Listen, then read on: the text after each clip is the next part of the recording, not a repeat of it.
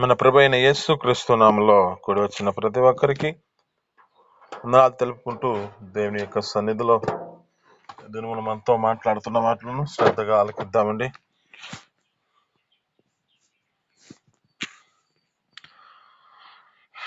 దేవుని యొక్క సన్నిధిలో ఒక వ్యక్తిని మీకు గుర్తు చేస్తున్నాను. ఆ వ్యక్తి పేరు ఒబేదేదేము. ఈ యొక్క వ్యక్తి యొక్క జీవితంలో జ్ఞాపకం చేసుకుంటే తన పేరుకు తగినట్లుగా తన జీవితం నడిపించబడుతున్న స్థితి కనబడుతుంది. ఆ యొక్క వ్యక్తి యొక్క సన్నిధిలో జ్ఞాపకం చేసుకుంటే ఇతని పేరుకు ఆ యొక్క 2 అర్థాలుగా, అంటే 2 నామాములుగా అతని యొక్క నామము స్మరణ ఆ యొక్క లిఖితమై ఉన్న స్థితి కనబడుతుంది. అంటే ఒబేదేము. ఈ యొక్క ఒబేదేములో ఒబేద్ ప్లస్ అలాగే ఎదేము. ఈ యొక్క వ్యక్తిని జ్ఞాపకం చేసుకుంటే ఒబేద్ అనగా ఒక సేవకుడు. ఈ యొక్క ఎదేము అంటే ఎరుపుకు సాదృశ్యమై ఉన్నది. అలాగే దానికి నిర్వచనంగా అతడు ఆ యొక్క స్థితిని బట్టి దానికి ఒక సేవకుడిగా అర్థం కలిగి ఉంటుంది. ఈ యొక్క వ్యక్తి యొక్క జీవితంలో జ్ఞాపకం చేసుకుంటే మనము ఆత్మీయత కోణంలో లోతైన అర్థం ఏమిటంటే కేవలం ఇతని యొక్క పేరునకు అర్థమే కాదు, కానీ ఆయన జీవితంలో నేర్పిన పాఠం చాలా గొప్పది. ఆ ప్రభైన ఆ యొక్క ఒబేదేము యొక్క జీవితంలో ఏ విధమైన స్థితిలో నేర్చుకున్నాడో అది మనకి చాలా గొప్పమైనది. అది మనకి ఒక మాదిరికరమైన స్థితిలో ఉండడానికి ఒక సాదృశ్యమై ఉన్నది. మనకు తెలిసిన ఈ యొక్క రాజు ఇశ్రాయేలు ప్రజల మీద కొనసాగించబడుతున్న రాజుగా దావీదు గారు కనబడుతూ ఉన్నాడు. ఈ దావీదు గారు ఆ యొక్క మహారాజు పట్టణం నుంచి ఆ యొక్క వ్యక్తి తన ఇంటి వద్దకు మహాపురములోనికి ఆ దేవుని యొక్క సన్నిధిలోను ఉన్న ఆ మందసాన్ని ఇంటి వద్దకు తీసుకెళ్లాలని ఆలోచన చేత నడిపించబడిన వాడిగా కనపడుతూ ఉన్నాడు ఈ యొక్క దావీదు గారు. ఈ యొక్క దావీదు గారు దీన్ని తీసుకెళ్లే సమయంలో జ్ఞాపకం చేసుకుంటే అనుకోకుండా అది మందస్సము ఒక ఎద్దుల బండి నుంచి అది ఒక సైడ్కి ఒరిగిన పరిస్థితి ఉన్నది. ఎద్దు కాలు జారినందున అది మందస్సము ఒక సైడ్కి ఒరిగిన స్థితిలో బట్టి దానిని ఒక వ్యక్తి జారిపోతుందని దాన్ని పట్టుకున్న పరిస్థితి. ఎప్పుడైతే అతను పట్టుకున్నాడో ఆ మందస్సును పట్టుకున్న వ్యక్తి మెత్తబడి చనిపోయిన పరిస్థితి కనబడుతుంది. ఎప్పుడైతే ఈ యొక్క వ్యక్తి చనిపోయిన స్థితిని బట్టి అక్కడ ఉన్న దాన్ని బట్టి ఆ యొక్క వ్యక్తి దావీదు గారు దానికి ఏం పేరు పెట్టాడంటే అక్కడున్న ఆ స్థలంలో పెరేజ్ ఉజ్జా అని పెట్టాడు. అంటే ఈ యొక్క పేరు ఈ యొక్క వ్యక్తి అతను ఉజ్జా అని ఆ యొక్క వ్యక్తికి ఉంది. అయితే ఇక్కడ ఆ పెరేజ్ ఉజ్జా అని పేరు పెట్టాడు. అయితే అప్పుడు ఆ యొక్క దావీదు గారు భయపడుతూ ఉన్నాడు. ఇది నేను నా యొద్దకు తీసుకెళ్తే ఏ పరిస్థితి వస్తుందో, ఈ విధమైన స్థితిలో ఇలా ఉంది అని చెప్పి భయపడుతున్న పరిస్థితి అది. కానీ అక్కడ జ్ఞాపకం చేసుకుంటే ఒబేదేదేము ఈ యొక్క వ్యక్తి సేవకుడిగా పిలువబడుతున్న వాడిగా అతడు తన జీవితంలో ఆ సేవా పరిచర్యలో సేవకుడైన ఆరాధకుడిగా ఆ యొక్క ఆరాధించేవాడిగా కనబడుతున్నాడు. ఎలా అంటే ఆ సమయంలో అనేక మంది భయపడుతూ భయాందోళన కారణమైన పరిస్థితుల్లో కూడా ఒబేదేము తన జీవితంలో ఏ సందేహము లేకుండా తన ఇంటి వద్ద ఇది యొక్క పెడుతూ ఉన్న సమయంలో మందస్సాన్ని ఏమాత్రము భయపడిన వాడు కాదు. ఆమేన్, హల్లెలూయా.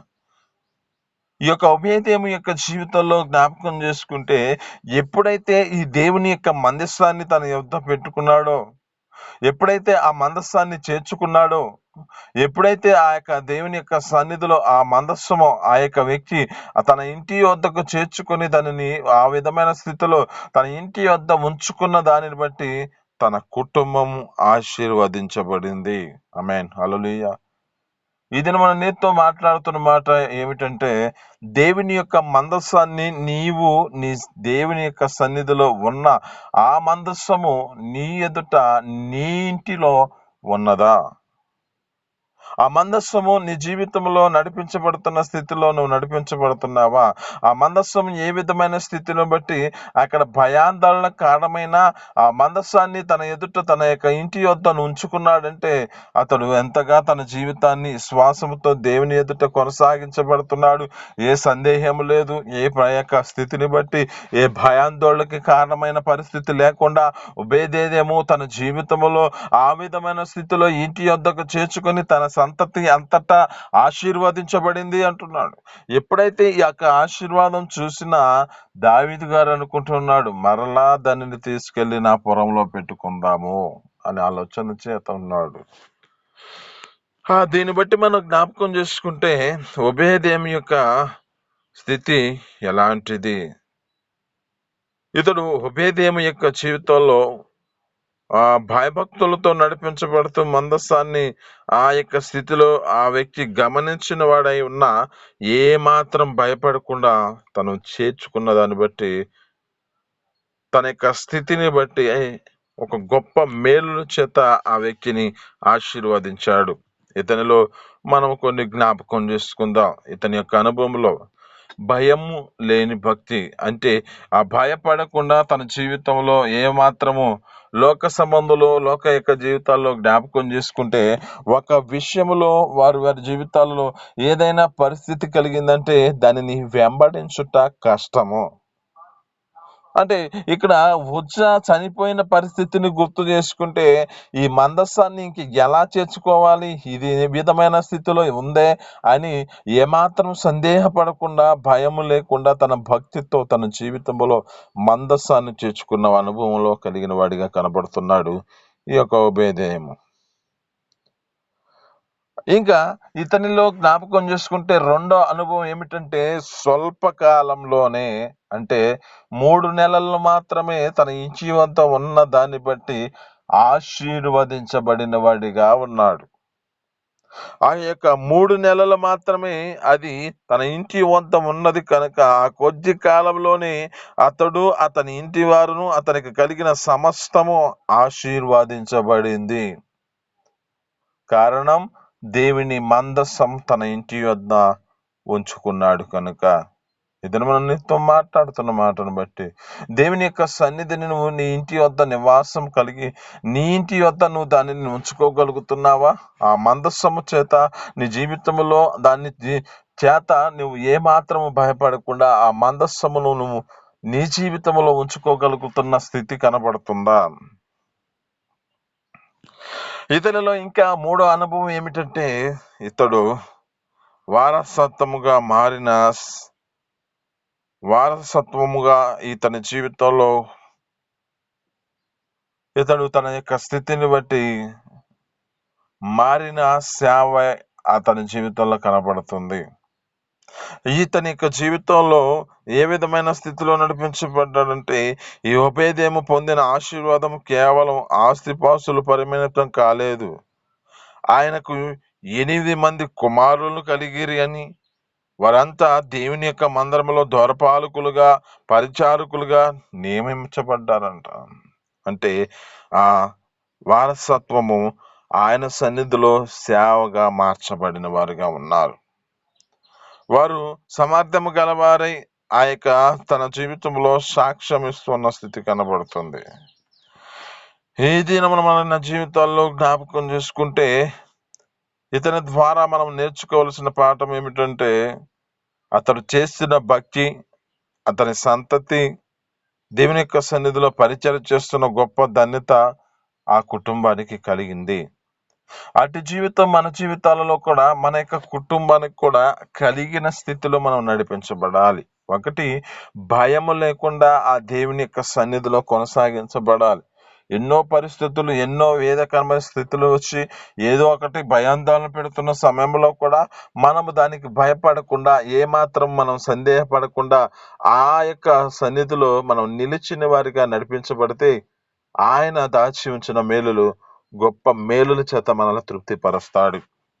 ఆ విధమైన స్థితిలో మన జీవితాలు నడిపించే విధంగా మార్చబడాలి. ఎందుకంటే ఈ యొక్క ఉభయదేమో ఒక సాదృశ్యముగా కనబడుతున్నాడు.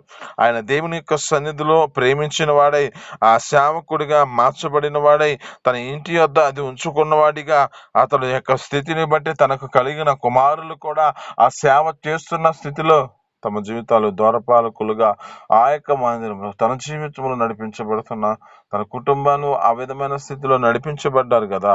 అలాగా మన జీవితాల్లో కూడా మన యొక్క కుటుంబాలు కూడా ఆయన సన్నిధిలో మనం నిలబెట్టుకున్న వారిగా, ఆయన సన్నిధిలో మన సంతతి ఉండే విధముగా మన జీవితాలు నడిపించబడాలి.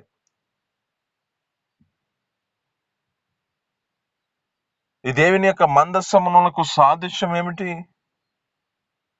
అంటే, ఆ దేవుని యొక్క మందస్సంలో ఏమున్నాయి అంటే, దానిలో ఆ యొక్క రాతి పలకలు, ఆజ్ఞలు కలిగిన రాతి పలకలు ఉన్నాయి.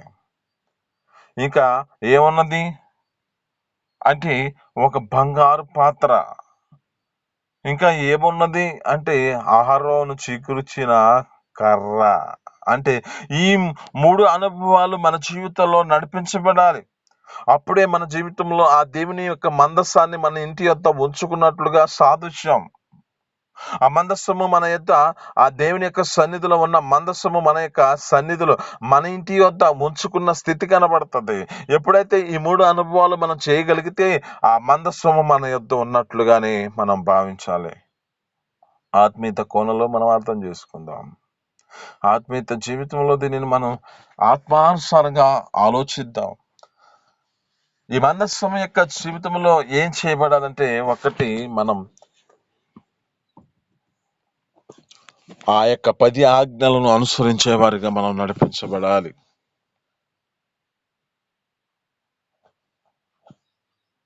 2 మన జీవితాలలో ఆయన యందు భయభక్తులతో నడిపించబడి, ఆయన సన్నిధిలో మన జీవితాలను అప్పగించుకున్న వారిగా మన యొక్క స్థితిని బట్టి మనం నడిపించబడే విధంగా మనం మార్చబడాలి.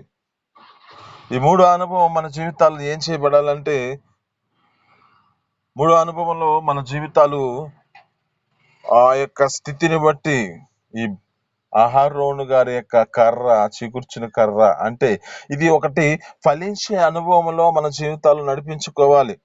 అప్పుడు ఆ విధమైన స్థితిలో నడిపించబడితే మన యొక్క జీవితాల్లో కూడా ఆ గొప్ప మేలుల చేత మనల్ని తృప్తిపరుస్తూ ఆత్మ సంబంధంగాను, అలాగే శరీర సంబంధంగాను, మన యొక్క కుటుంబాలు, మన సంతతి, మనకు కలిగిన ఆ విధమైన స్థితిలో ఉన్న వారందరూ ఆశీర్వదించబడటానికి కారణమవుతుంది. కనుక ఈ ఉపేదేమి యొక్క జీవితంలో ఏ విధంగా నడిపించబడాలో అలాంటి స్థితి మన జీవితంలో నడిపించబడదుము గాక. ఈ మాటలు మీ ఎన్నికల్లో దీవించి ఫలించును గాక. చిన్ని ప్రార్థన. పరిశుద్ధుడ, జీవాధిపతి, ఆశ్చర్యకరుడ, మహోన్నతుడ, నీకు స్తోత్రాలు. మీ అపారమైన ప్రేమ చేత ఈ దినమున నా తండ్రి, అయ్యా నా తండ్రి, ఉభయదేము యొక్క కుటుంబాన్ని మాకు గుర్తు చేసిన దాన్ని బట్టి నీ స్తోత్రాలు. ఆ ఉభయదేమున తండ్రి నీ సన్నిధిలో నా తండ్రి ఆ విధమైన స్థితిలో నడిపించబడిన దాన్ని బట్టి, అలాగే మా జీవితాల్లో కూడా భయం లేకుండా నీ సన్నిధిలో భక్తితో మేము నడిపించబడినట్టుగా కృప చూపించండి. లోక లోకాంశులను తండ్రి తమ జీవితాల్లో వయాన తండ్రి ఒక అపాయం వస్తే దానికి ఏదో కీడొచ్చింది, ఏదో ఒక నా తండ్రి శాపం ఉంది అని చెప్పి ఆందోళన చెందుతున్న పరిస్థితిలో ఉంటారు. కానీ అయా ఈ యొక్క ఉభయదేవి యొక్క స్థితిని బట్టి ఒక సాదృశ్యంగా మాకు చూపించిన దాన్ని బట్టి నీ స్తోత్రాలు. తనకు పేరు తగినట్లుగా జీవించినాడు తండ్రి, ఒక సేవకుడిగా. అయా నా తండ్రి ఒక ఈ విధమైన స్థితిలో నా తండ్రి ఆరాధికుడిగా నడిపించబడిన వాడిగా కనపడుతున్నాడు. అటు కృప మా జీవితాల్లో కూడా అనుగ్రహించండి, కృప చూపించండి దేవా. ఉభయదేవి యొక్క కుటుంబం ఏ విధంగా భయం లేని భక్తితో నడిపించబడిందో అటు జీవితం మాకు కలిగి ఉండే కృపను దయచేయండి. అలా తన కుటుంబంలో అయ్యా ఏ విధమైన స్థితిలో నీ సన్నిధిలో అతన్ని నడిపించబడిందో, అయ్యా స్వల్పకాలంలో గొప్ప ఆశీర్వాదాల చేత నింపబడిందో అటు కృప మా జీవితాల్లో కూడా మేము పొందుకునే కృపను మాకు దయచేయండి. ఆత్మానుసారంగా, శరీరానుసారంగా ఆశీర్వదించబడుతూ నీ సన్నిధిలో ఉండే కృపను దయచేయండి. అలాగనే తండ్రి 3 అనుభవంలో తన జీవితంలో తనకు కలిగిన కుమారులు తనని ఒక సేవకులుగా, దొరపారకులుగా తమ జీవితాల్లో సేవ చేస్తున్న వారిగా కనబడుతున్నారు.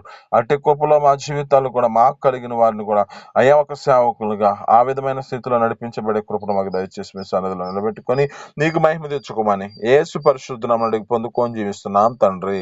ఆమేన్.